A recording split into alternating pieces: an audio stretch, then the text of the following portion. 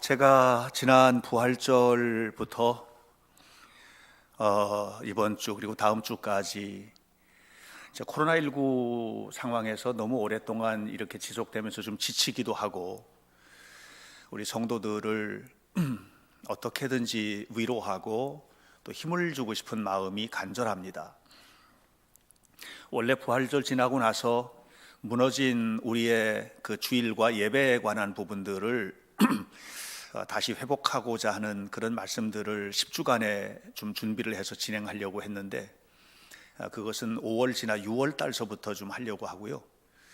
다음 주까지는 이 코로나19 상황에서 우리 자신을 한번 돌아보는 이런 말씀들을 전하고 5월 달에는 가정과 자녀들과 우리의 삶에 관한 이야기들을 좀 나누려고 계획을 하고 있습니다.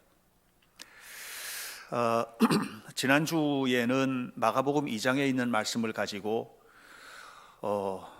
중풍병 들린 친구를 위하여 지붕을 뚫어내리고 그리고 그곳에서 환자를 그 구멍으로 내리고 치유받고 돌아가는 그런 이야기들을 좀 함께 나누면서 참 우리에게 길이 보이지 않는 상황들이 올 때가 있고 그것이 육신의 건강의 문제든 또는 인간관계의 문제든 또 사회적인 문제든 아니면 신앙적인 부분이든 간에 참 답답한 순간이 오는데 그런 순간에 안 보이는 길 때문에 낙심하고 좌절하지 말고 믿음의 눈을 들고 남들이 보지 못하는 길을 보고 주님을 만나기 위하여 최선을 다하는 것, 이것이 오늘 우리들이 살아남을 수 있는 또 하나님께서 기뻐하시는 길이다 하는 말씀을 드렸습니다. 오늘 저는 여러분들과 함께 요나 이야기를 좀 하려고 합니다. 힘든 시기를 우리가 살고 있는데 이 시기를 어떻게 극복하고 하나님의 축복을 누리는 삶을 살 것인지에 관한 이야기를 요나의 이야기를 통해서 함께 좀 나누려고요. 제 또래의 비슷한 또래의 사람들이나 뭐 좀 위아래로 좀 얼추 비슷한 연세에 계신 분들은 알만한 가수가 있는데 신형원이라는 가수입니다. 뭐 요즘에 젊은 사람들도 좀 아는 것 같아요.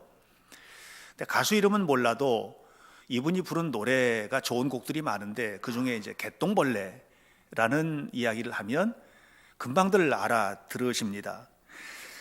아무리 우겨봐도 어쩔 수 없네, 이렇게 부르는 노래인데 이 노래를 부른 이 신영원이라는 가수는 엄격한 가정에서 좀 자라났다고 해요. 아버지가 육사 육기 출신이고요. 또 그런 군인 가정의 엄격함, 정직함, 성실함, 좋은 것들을 많이 받았는데 그 집에 돌아오면 부모하고 대화 나누는 시간들도 좀 많이 없고 그랬었던 것 같아요. 그랬던 이분이 결혼을 하고 난 다음에 왠지 모르는, 원인이 뭔지도 모르는 우울증에 빠져가지고요. 아침에 그 남편이 일어나서 밥을 먹고 출근을 해도 침대에서 나올 줄을 모르고 나 갔다 올게, 그럼 갔다 와, 그렇게 하고서 한참 있다가 나 갔다 왔어, 그럼 왔어? 그럼 하루 종일 침대에 누워있고 헤어나오질 못하고, 이게 원인이 무엇인지 그냥 우울하고 힘들고 좌절되고 절망스럽고 하는 이런 세월들을 뭐 하루 이틀도 아니고 긴 시간을 보냈다고 합니다. 그런데 이 신영원 씨가 불교 집안이죠. 완전 불교 집안인데 남편은 교회를 다녔던, 그런데 이제 결혼을 하고 나서 교회를 잃어버렸던. 근데 이 위기가 오니까 그 신랑이 생각이 난 거예요. 야, 우리 교회를 가자. 이렇게 해서 이제 교회를 나가기 시작하면서 삶의 문들이 열려지기 시작하고 그 힘들었던 과정들이 극복이 되는. 그러면서 나중에 그가 이제 하는 고백이 뭐냐면, 아무리 우겨도 안 되는 게 있더라. 내 힘을 가지고 아무리 우겨봐도 어쩔 수 없네. 아무리 우겨도 해결할 수 없는 문제가 있더라. 내 힘을 가지고 안 되는 것들이 너무 많더라. 그런 얘기를 합니다. 결혼을 하고 살면서도 참 힘든 일들이 많이 있었던 것 같더라고요. 여러 가지 과정에서. 그런데 그 모든 문제가 주님을 바라볼 때에 주님 안에서 내 마음이 변하고, 마음이 변하니까 보는 시선들이 바뀌고, 또 힘들고 어려운 문제가 다가오는 건 맞는데 이 힘들고 어려운 문제를 해석하는 해석의 관점들도 달라지고, 이렇게 되니까 문제들이 어느 순간인가 다 해결이 되고 다 그것이 하나님의 은혜더라, 이렇게 고백을 했습니다. 여러분, 요즘 우리는 코로나19를 겪고 있습니다. 참 힘든 시기를 보내고 있죠. 오늘도 보니까 670명이 넘더라고요. 네, 672명인가 몇 명. 계속해서 700명을 오르내리는, 그럼에도 불구하고 계속 이런 기본적인 숫자가 커져버려서, 그러다 보니까 이제 그래도 아직 700명은 안 넘었는데 라고 하는 식으로 바라볼 수밖에 없는, 그러니까 이제 좌절의 깊이가 깊어진 거예요. 이런 시기를 우리가 보내고 있는데, 이거를 우리가 우리 힘으로 뭔가를 해보려고 정말 노력을 많이 하잖아요. 정부에서도 최선을 다하고 있지 않습니까? 정부가 하는 일들이 무너지라고 다 코로나 걸려서 죽으라고 하겠습니까? 그건 아니잖아요. 그런데도 안 되는 게 있는 거거든요. 지금 안 되는 게 있는 거예요. 백신 문제도 그렇고 방역 문제도 그렇고 등등. 여기서 끝나는 게 아닌 거예요. 이게 우리의 삶으로 딱 연결이 되어버리면 삶 속에서 무너져 내리는 것들이 너무 많은 거예요. 경제적으로 어느 순간인가 좀 잘 나가다가도 또 코로나가 재확산이 되면 확 무너져 버리고, 이런 사람들이 여러분 우리 주변에 너무 많습니다. 이런 환경을 우리가 지금 경험을 하고 있는 거예요. 진짜 말 그대로 듣도 보도 못한 세상을 우리가 맞이하고 있는 거죠. 이때 우리가 가야 할 길은 도대체 무엇인지, 정말 힘쓰고 애쓰고 노력하고 최선을 다하지만 안 되는 이 문제, 우리 모두가 다 다시 한번 하나님 앞에 힘을 내고 진실한 마음으로 예배를 하고 하나님의 도우심을 구하는 그런 성도들의 삶이 되시기를 간절히 바랍니다. 우리 시대의 대표적인 지성 가운데 한 사람이 이어령 씨인데, 이 이어령 선생님이 수년 전에 예수님을 믿고, 딸 때문에 그렇게 됐습니다만 예수님을 믿고 정말 독실한 크리스찬이 되지 않았습니까? 근데 이분이 암이 걸렸답니다. 암이 걸린 지가 한 2년여 남짓 아마 된 모양이에요. 그냥 숨기고 있었는데 이게 이제 고백이 되고 사람들이 다 알게 되고 이렇게 된 거예요. 제가 어느 글에서 그분이 이런 얘기를 하는 거를 봤거든요. 어느 날 병원을 갔는데 교수가 암입니다라고 얘기를 하더래요. 그때의 경험이에요. 그때 암입니다 하고 말했을 때 경험을 이렇게 말했습니다. 어느 날 누가 문을 두드리길래 문을 열고 어서 오세요 하고 맞이했단 말이에요. 반가운 얼굴로. 그랬더니 암이더래요. 암이더래요. 그냥 노크를 하고 들어와서 어서 오세요 하고 맞이했는데 암인 거예요. 불쑥 암이 들어왔습니다. 그렇게 나에게는 한 명의 친구가 늘어났습니다. 이렇게 얘기를 하는 거예요. 이 암이 왔는데 이 암이 저주스러운 게 아니고 같이 살아야 되는 친구가 들어왔다는 거예요. 이게 이어령 선생님의 고백이에요. 그러고 난 다음에 그 전에는 하루가 시작이 되고 또 하루가 지나고 하는 것들을 그렇게 심각하게 생각을 안 했었대요. 근데 그분이 뭐라고 얘기하느냐 하면 이렇게 말을 했어요. 나에게 다가온 평범한 하루하루가 꽃처럼 아름다운 날이라는 것을 새롭게 발견했습니다. 이렇게 말을 했어요. 여러분, 어느 날 병원에서 암입니다 하고 얘기를 들었다고 해요. 그러면 그 다음 날부터 여러분 맞이하는 날이 꽃처럼 아름다운 날일 수 있겠어요? 어떠세요? 꽃처럼 아름다운 날이긴 그날부터 어둡고 컴컴한 깊은 터널을 가야만 하지 않나요? 우울하고 좌절이 오고 절망스럽고 이런 날이 아닌가요? 그런데 하나님을 믿는 이어령에게는 그에게 다가온 날들이 매일 최선을 다해야 되는, 이렇게 아름다운 날을 주셨는데 허투루 보낼 수 없는 축복의 날이 되었다라고 하는 말입니다. 사랑하는 여러분, 우리는 코로나19 속에서 힘든 날들을 보내고 있습니다. 힘든 날, 고통스러운 날.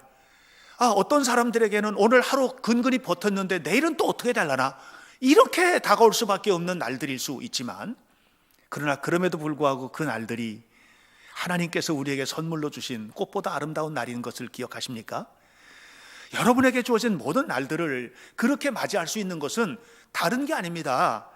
이게 아무리 우겨도 어쩔 수가 없는 세상이, 아무리 우겨도 받아놓은 밥상과 같이 이런 삶을 살 수밖에 없는 환경인데, 그럼에도 불구하고 우리에게는 하나님이 계시고, 하나님이 이끌어 주시고, 하나님이 축복하시고 우리의 삶을 인도해 가신다는 믿음, 이 믿음 때문에 여러분들이 맞이하는 날들을 아름답게 맞이할 수 있기를 축복합니다. 하버드 대학에서 종교학을 가르치던 헨리 나우엔이라는 교수가 계셨습니다. 이분은 노틀담에서도 가르쳤고 예일 대학에서도 명문 대학들이잖아요. 다 가르치고 하버드에서 종교학 교수가 되었는데, 그분이 54살이 되던 해에 그 장 바니에라고 하는 이분이 이제 캐나다에서 어떤 작은 장애인 공동체를 하던 사람인데, 이 장애인 공동체에 초청을 받아서 가서 거기에서 이제 장애인들을 돌보는 봉사 사역을 하다가 하나님의 부르심을 받습니다. 그리고 이 하나님의 부르심을 따라서 그가 순종을 했는데 뭘 했냐면, 하버드 대학의 그 영광스러운 교수의 직위를 내려놓고 몇 명 되지도 않는 우리가 돕는 우리 장애인 공동체들이 있잖아요. 우리 이천에도 장애인 공동체가 있잖아요. 그런 장애인 공동체예요. 거기에 가서 죽을 때까지 봉사를 합니다. 그럴 수 있겠습니까? 하나님 때문에 가능한 거예요. 이게 하나님의 은혜 때문에 가능해진 거예요. 조나단 코졸이라고 하는 젊은 선생님이 계셨습니다. 이 조나단 코졸은 젊은 선생님인데, 누구나 다 교사 과정을 마치고 교직을 갈 때에는 좋은 곳, 그래도 남들보다 훨씬 좋은 여건에서 교직을 봉사할 수 있는 곳에 가고 싶지 않겠습니까? 근데 이 사람은 뉴욕 남브롱스에 있는 공립학교, 거기에 이제 교사로 자원을 해서 갑니다. 근데 이분이 갔던 이 공립학교는 어떤 곳이냐 하면, 흑인들, 히스패닉, 남미 출신의 가난한 사람들, 또는 하여튼 좀 주류가 아닌 어려운 사람들이 주로 이제 다니는 그런 초등학교, 그런 학교에 교사로 간 겁니다. 그리고 거기에서 정말 열심히 했습니다. 하나님을 정말로 잘 믿는 사람인데, 그런데 주님의 마음을 품고 그곳에서 최선을 다해서 주님의 말씀에 순종을 하면서 헌신을 했어요. 그분이 여러 권의 책을 썼는데, 그 책 중에 한 권이 Ordinary Resurrections. Ordinary Resurrections. 이건 뭐냐면 평범한 사람들의 부활이라는 그런 책인데요. 그곳에서 하나님을 전하고 또 교육을 하고 인격적으로 만나고 최선을 다해서 이렇게 했더니, 정말로 별 볼 일 없는 평범한 사람들이 아닌, 정말로 그 수준이 바닥인 이런 사람들이 부활을 하더라. 전부 다 살아나더라. 그리고 큰 사람이 되고 위대한 사람들이 거기서 나오더라는 거예요. 하나님의 말씀에 순종한 한 사람이 만들어낸 세상이에요. 여러분, 우리는요 정말 어쩔 수가 없는, 아무리 노력해도 어쩔 수가 없는 고통스러운 자리에 선다 하더라도 그래도 하나님을 믿으셔야 돼요. 여러분, 우리는 이어령 선생님처럼 암이 와서 하루하루가 내가 암이 걸려서 언제 죽을라나, 이런 인생을 맞닥뜨린다 하더라도 꽃같이 아름다운 날로 받아들이셔야 돼요. 우리는 그럴 힘이 없는 사람들이에요. 우리는 그런 힘이 없는 사람들이에요. 조나단 코졸과 같이 그렇게 아주 바닥에 그런 곳에서 봉사를 하지만, 이 사람들도 부활하리라, 이 사람들도 세워지리라, 이렇게 믿을 뿐이지 그 일을 하시는 분은 누구냐? 그를 사용했던 하나님이셨어요. 결국 여러분, 우리가 아셔야 돼요. 지금 코로나19가 우리를 힘들게 하는 세상을 살고 있지만, 이런 세상을 살면서도 우리의 믿음은 하나님이 하실 것이야, 하나님이 이끌어 가실 것이야, 하나님이 축복하시면 돼 하는 그런 믿음을 가지고 낙심하지 말고 세워지는 은혜스러운 성도들이 되시기를 바랍니다. 저는 오늘 그런 관점에서 요나의 이야기를 여러분과 함께 좀 하려고 합니다. 요나는 선지자였습니다. 하나님의 선지자였습니다. 그런데 그는 정말 어쩔 수 없는 상황에서 또 하나님을 바라보고 하나님을 믿고 하나님을 따라갔던 이런 삶을 살지 못했어요. 이어령 선생님처럼 그렇게 하지도 못했고, 저는 고졸처럼 정말로 하나님께서 기뻐하시는 자리에 자원해서 가는 이런 삶을 살지도 못했습니다. 그 하나님과 상관없는 길을 갔습니다. 자기에게 유리한 말씀만 골라서 들으려고 했습니다. 자기에게 피해를 주는 사람, 자기에게 피해를 주는 사건, 자기를 피해 주는 나라는 절대로 받아들일 수 없는 삶을 살았던 사람입니다. 이것을 정죄하고 남의 실패를 바라보면서 고소해하고 남이 잘 되는 것은 절대로 용납 못하고 배 아픈 이런 전형적인 사람이 바로 요나였습니다. 사실 요나는 기원전 8세기 북왕국 이스라엘의 예언자인데요, 북왕국 이스라엘의 기원전 8세기 요나가 활동하던 시대는 여로보암 2세가 통치하던 시대입니다. 여로보암 2세 시대는 북왕국 이스라엘이 가장 막강하던 시대입니다. 강력한 왕권을 가지고 북왕국 이스라엘의 최고 부흥기, 최고 전성기를 맞이했던 것이 여로보암 2세 시대였습니다. 이 사람은 정복전쟁을 통해서 북쪽으로 계속 영토를 넓혀 나갔고, 남왕국 유다도 북왕국을 함부로 건드리질 못했고, 다른 주변에 있던 나라들도 이 나라를 건드릴 수 없을 만큼 아주 강력한 힘을 가지고 있는 나라였습니다. 이렇게 되다 보면 사람들의 마음속에 뭐가 생기냐 하면 잘 살게 됐잖아요. 그러니까 나태해지는 거예요. 하나님에 대해서도 나태하고 신앙에 대해서도 나태하고 그냥 우리 이렇게 잘 살면 되는 거야, 이렇게 생각할 수밖에 없는 시대가 된 겁니다. 선지자들은 그것을 그냥 보지 않았습니다. 신랄하게 비판했습니다. 아모스 선지자는 아모스 4장 1절에서 말합니다. 사마리아 산에 사는 바산의 암소들아 들으라 하면서 그들이 하나님으로부터 얼마나 떨어져 있는지, 하나님의 말씀대로 살지 않고 육신의 좋은 대로만 살고 있는 그들이 지금 위기의 순간에 처해 있다는 것을 무섭게 비판을 했지만 콧등에도 듣지 않았습니다. 그런데 요나는 보고 있었던 게 있습니다. 뭘 봤냐? 저 북동쪽에서 어떤 한 나라가 지금 크고 있는데, 아시리아라고 하는 나라가 크고 있는데 이 나라가 얼마나 무서운 나라인지를 보고 있는 것입니다. 그런데 그들이 보고 있는 이 예언자들이 보고 있었던 바로 그 아시리아가 결국은 이 여로보암 2세가 죽고 그의 아들이 왕이 되었지만 6개월 만에 암살당해 죽고, 암살한 사람이 또 왕이 되었지만 한 달 만에 또 쫓겨나고, 뭐 이런 일들이 계속 반복이 되는 이 틈바구니 속에서 아시리아가 쳐들어 내려옵니다. 아슈르바니팔 3세, 우리 성경에는 불이라고 나오는 바로 이 사람, 바벨론 말로는 부르라고 하는 이 사람이 쳐들어 내려옵니다. 아수르는 무서운 나라였습니다. 역사상 가장 잔인한 민족입니다. 그 앞에 있는 모든 사람들은 그냥 싹쓸이해서 죽였고, 그리고 짓밟았고, 그리고 포로들을 잡으면 노예로 팔아넘겼습니다. 이런 나라가 바로 아수르였습니다. 아수르는 마치 피에 굶주린 사자처럼 이스라엘을 침공해 내려옵니다. 바로 그런 나라입니다. 그런데 그 나라를 향해서 하나님이 말씀을 하시는 거예요. 뭐라고 하느냐 하면 거기에 가서 하나님 말씀 전하라는 거예요. 이게 오늘 본문 1절로 3절 이야기입니다. 거기 가서 하나님 말씀을 전하라는 거예요. 하나님 말씀을 전하라고 하는 니느웨가 바로 그 아시리아의 수도예요. 그 나라는 악의 근원이에요. 도저히 하나님의 백성들이 밟아서는 안 되는 땅이고요, 거기에 가가지고 하나님의 사랑을 전한다는 것은 이게 상상도 할 수 없는 바로 그런 땅이에요. 그런데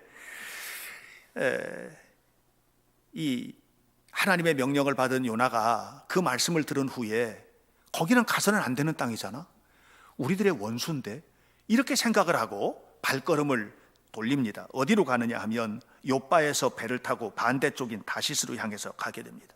니느웨는 북동쪽에 있고요, 그리고 다시스는 서쪽인데 완전히 극과 극 다른 쪽으로 지금 도망을 가는 것입니다.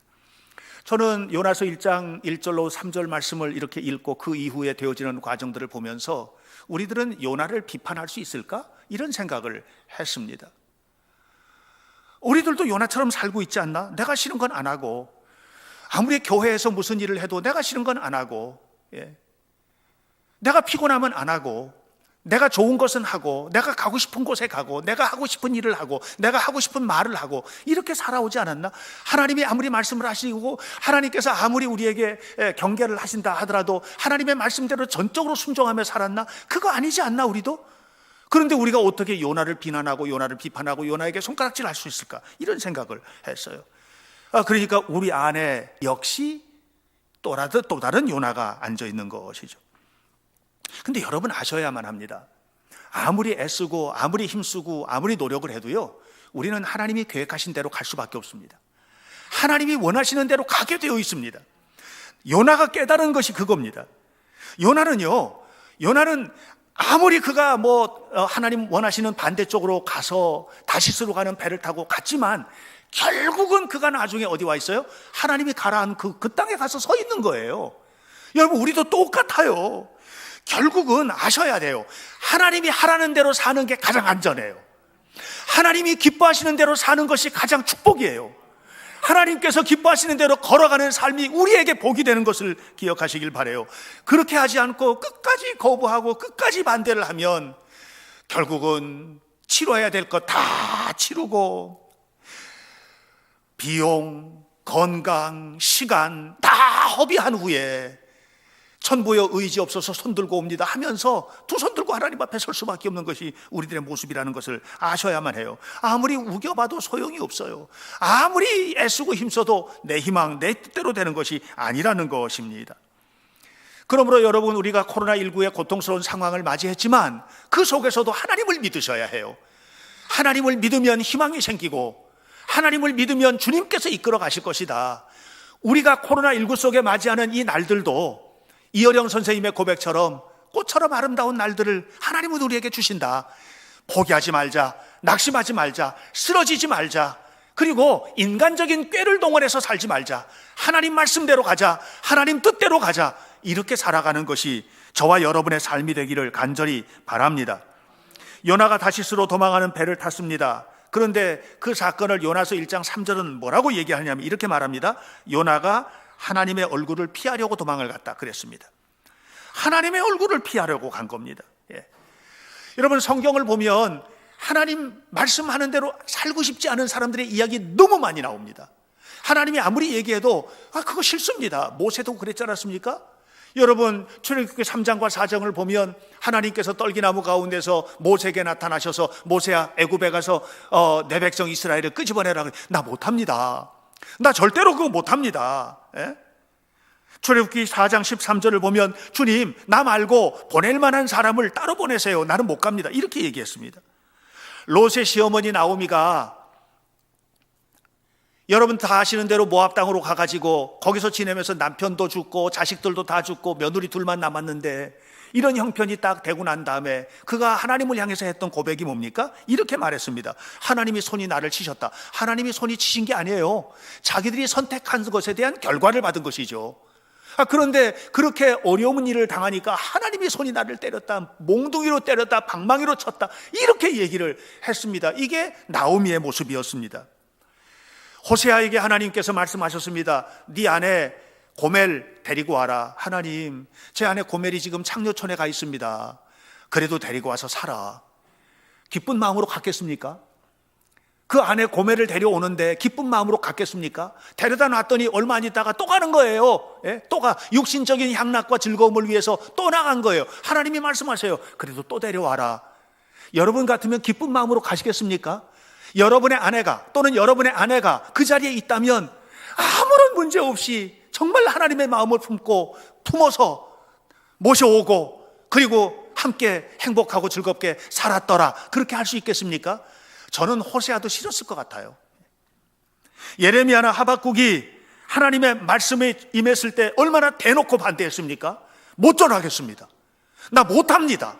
이런 얘기가 예레미야서에 여러 차례 나옵니다. 하박국서에도 계속해서 그런 얘기가 나오거든요. 그런데 뭐가 다르냐? 그럼에도 불구하고 모세는 하나님의 말씀대로 순종합니다. 여러분, 예레미야나 하박국이 하나님의 말씀대로 선포합니다.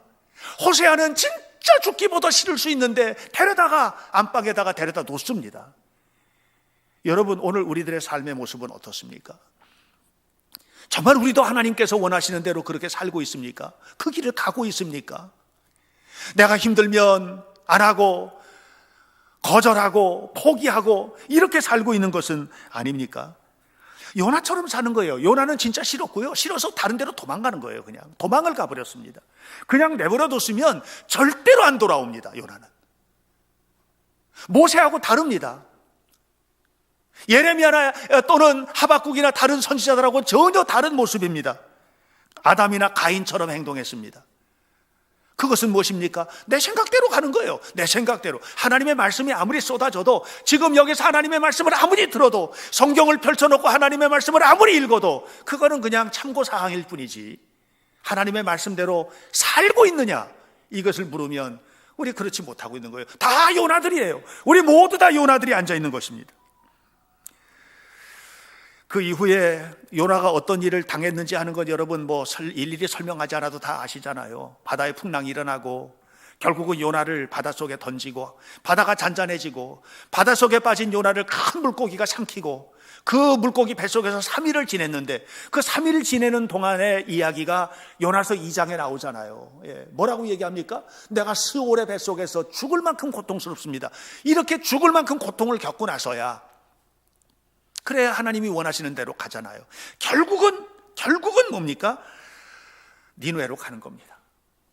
저는 우리 현대교회 성도들이 기쁜 마음으로, 아니 때로는 기쁜 마음은 아니더라도 여러분 하나님이 말씀하시는 대로 순종해야 되겠다고 하는 각오와 사명감을 가지고라도 하나님의 말씀대로 살아가시기를 바랍니다. 때로 기쁘지 않아도 그렇게 사시기를 바랍니다. 코로나19가 삶을 뒤덮는 것이 기쁩니까? 안 기쁘죠. 하나도. 그래도 하나님께서 그 안에 무슨 뜻이 있으시겠지 하고 그 속에서 낙심할 생각을 하지 마시고 힘을 내시기를 바랍니다. 우리의 삶 속에 질병이 오고 경제적으로 어려움을 당하고 힘든 일을 맞아도 암이 왔는데 그게 어떻게 기뻐요? 그런데 이어령 선생님은 하나님 때문에 고백을 하는 거거든요. 뭐라고요? 날마다 꽃처럼 아름다운 날들을 하나님이 주십니다. 이렇게 말할 수 있기를 바랍니다. 살아가는 게 달라지지 않겠어요? 살아가는 게 달라지는 거예요. 예수 믿는 사람들이 그렇게 살아야지. 남들 당하는 것처럼 다 절망하고 남들 당하는 것처럼 다 낙심하고 고통 속에서 눈물을 흘리면서 우리는 그렇게 살아서는 안 되는 사람이란 말입니다. 결국 니느웨에 요나가 도착을 했습니다. 니느웨에 도착을 한 요나의 마음속에는 확신이 있었습니다. 그 확신이 무엇이었을까요? 여러분 성경의 행간을 살펴보고 또 성경 전체적인 것들을 우리가 읽어보면 분명히 알게 되는 확신이 하나 있습니다. 그것은 뭐냐면 얘네들한테는 전해도 안 변할 거야. 이게 요나의 확신입니다. 얘네들은 어떤 애들인데 얘네들은 절대로 하나님과 상관없는 애들이고 하나님 말씀을 전해도 소용없어. 이것이 요나의 마음속에 있는 확신이었던 거예요. 그런데 요나의 확신과는 다르게 니느웨가 변화가 되는 거예요. 니느웨가 막 계속해서 변화가 되는 거예요. 왕으로부터 시작을 해서 모든 백성들이 전부 다 하나님 앞에 회개를 하는 거예요. 요나가 미치겠는 거예요. 이게 요나서 4장 1절을 보면 뭐라고 기록되어 있느냐면 내가 미치겠다. 얘네들이 이렇게 변화가 되다니, 그렇게 이야기할 수 있어요. 얘네들은 망해야 되는데 망해야 되는 것들이 왜 이렇게 하나님 앞에서 복을 받는가. 이게 너무너무 싫은 거예요. 요나는요 말 그대로입니다. 40일이 지나면 니느웨가 무너지리라. 그대로 되기를 원했던 거예요. 40일이 지나면 니느웨가 무너지리라. 그대로 되기를 원했던 거예요. 그런데 무너지지 않았습니다. 요나는 뭐라고 선포하고 싶었느냐면 왜 니느웨가 사마드, 멸망하고 완전히 무너져서 흔적도 없이 사라지리라. 왜 니느웨 사마드, 이렇게 선포하기를 원했어요. 근데 하나님은 다르게 선포하게 했어요. 왜 니느웨 네바헷, 왜 니느웨 네바헷. 이 말이 무슨 말이냐 하면 니느웨가 변화되리라, 니느웨가 멸망하리라. 이중 의미. 여러분 이런 겁니다. 눈, 그러면 우리 눈도 있지만 하늘에서 내리는 눈도 눈이라 하잖아요. 왜 니느웨 네바헷라는 말 속에는 멸망하리라는 말도 있지만 변화되리라는 말도 함께 있는 거예요. 그러니까 이 말 속에 담겨져 있는 하나님의 마음은 뭐냐면 니느웨야, 네가 그대로 살다가 멸망당할래? 아니면 네가 돌이켜서 변화되어서 복을 받을래? 이거거든요. 오늘 여러분 이 말씀 속에 오늘 이 시간 선포되는 말씀은 이중적이에요.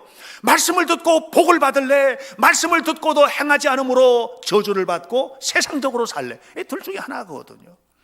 오늘 우리는 어떻게 살아야만 할 것인가? 코로나19가 왔습니다. 코로나19의 상황 속에서 무너지는 삶을 바라보면서 이 무너지는 삶을 무너짐으로 받을래, 그곳에서 다시 하나님을 바라보면서 일어설래. 이중적인 겁니다. 우리에게 암이 다가오고 고난이 오고 슬픔이 오고 좌절이 왔을 때에 너 좌절할래? 아니면 좌절을 딛고 일어설래? 그곳에서 절망스럽게 좌절하면서 멸망을 당할래? 아니면 하나님 보고 하나님의 축복의 품에 안길래? 이 두 가지는 우리 안에 늘 있는 것입니다. 왜 니느웨가 네바헷 멸망하리라, 변화되리라, 세워지리라. 하나님은 니느웨를 그들의 사악함을 근거로 다루기를 원하지 않았습니다. 그들의 사악함을 따르면 망해야 되는 겁니다. 그런데 하나님은 그 니느웨를 은혜로 붙들기를 원하셨던 거예요. 여러분, 이것은 우리를 향하신 하나님의 마음이에요. 우리가 늘 하나님 앞에 정직하게 사세요? 아니에요. 여러분이 하는 행동은 늘 옳으세요? 아니에요. 여러분 하나님 앞에서 늘 바르게 계세요? 그렇지 않아요. 그래서 하나님은 우리를 그 잘못된 그 죄악을 근거로 다루기를 원하시지 않으시고 십자가는 하나님의 은혜의 자리예요.